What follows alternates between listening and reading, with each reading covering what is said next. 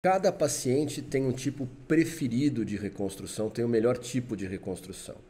E reconstrução mamária é uma coisa que também vai muito da experiência de cada um, da vivência de cada um. Então, por exemplo, a gente prefere colocar prótese direto. A gente tem essa cultura, eu e o Fábio. Então a gente coloca já a prótese definitiva. O Mário Hitchens, que é o chefe da reconstrução mamária de Milão, lá do Instituto do Veronese, que é brasileiro, ele coloca prótese direto também.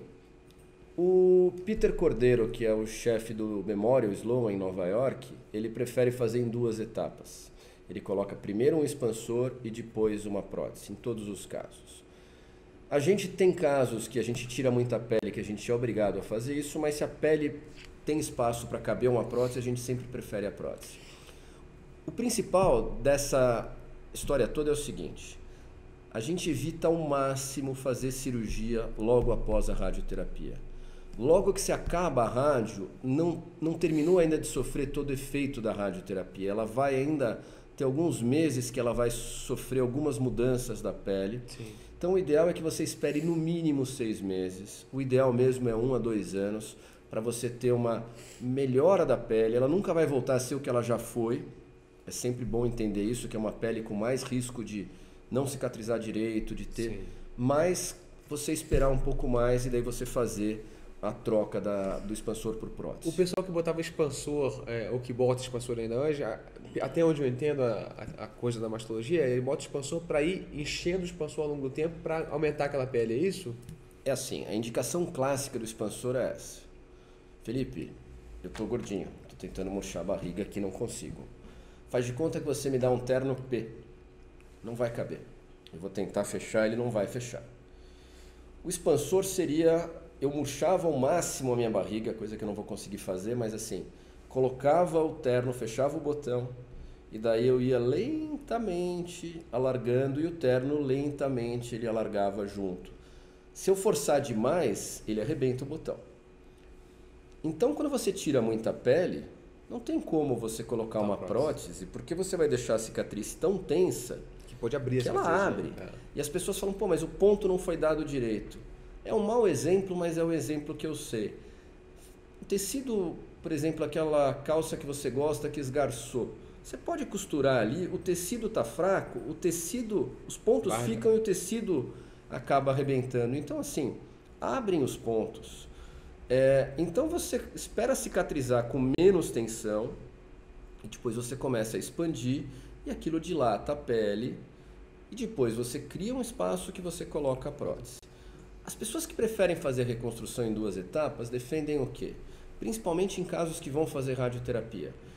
Eu deixo o mínimo de tensão, eu melhoro a circulação superficial, diminuo meu risco de necrose e eu tenho menos chance de abrir os pontos, mas sempre eu vou ter que fazer 2 cirurgias, o que é uma coisa insuportavelmente chata. Por isso que a gente não gosta. Cirurgia?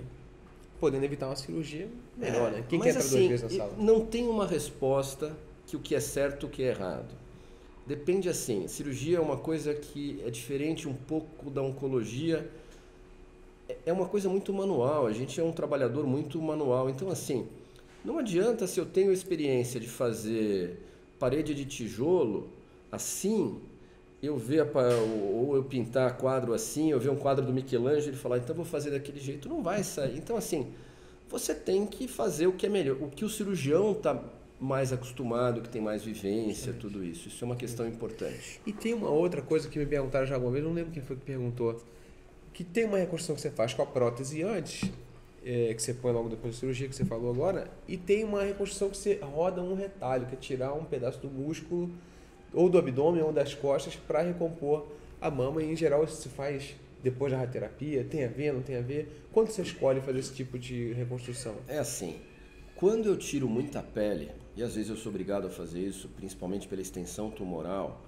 eu tenho que trazer pele de algum lugar, às vezes até para fechar a cicatriz. Às vezes a cicatriz fica aqui. Antigamente você não operava, alguns casos eram considerados inoperáveis, porque você não conseguia fechar. Então, a alternativa foi trazer das costas, que é o músculo grande dorsal, vou usar você de exemplo aqui, tem que ser do outro lado, não. Aqui. Você pega... Esse aqui. Você pega essa região das costas aqui, você tira um fuso de pele, Joga pra frente. costura borda a borda, passa por baixo, joga para frente e você usa essa pele para aumentar, como se fosse um remendo Sim. na Quando sua você tira coxa. muita pele, para poder fechar. A barriga tem a vantagem que você não precisa nem colocar prótese, porque você já traz a barriga com a gordura e você ainda melhora um pouco, porque na barriga você faz uma cirurgia como se fosse aquela dermolipectomia, que você tira o excesso de pele. O grande problema, Felipe, é que a gente está falando de uma reconstrução com prótese, que é uma cirurgia que a gente faz em 1 hora, 2 horas, bilateral, para uma cirurgia de 4, 5 horas, com índice de morbidade muito maior. Pode dar mais problema, né? Necrose, infecção, tudo isso. Por que a gente não gosta de fazer o retalho e depois fazer a radioterapia? Porque às vezes você perde completamente o volume do retalho com a radioterapia. Isso acontece muito com aquela gordura que é trazida da barriga. Então você tem uma destruição e você perdeu aquela oportunidade. Uma cicatrização ali, uma fibrose. Uma fibrose e você perdeu aquela oportunidade de usar aquela pele e aquilo lá. Em geral, hoje a gente usa isso para tratamento de doença que recidiva de uma maneira extensa e agressiva, e daí a gente quer fazer uma cirurgia super radical, e é quando a gente tem usado na nossa experiência. Vamos lá, eu e o Fábio, não é a regra. Sim. Tem gente que prefere fazer todas as reconstruções com o retalho da barriga, que a gente chama de TRAN, que é o transverso, reto, abdominals, mucocutaneous flaps. É uma sigla assim, em inglês, que por coincidência é o nome do plástico que inventou isso, que é o Hartranft. Talvez não seja tão coincidência assim, né?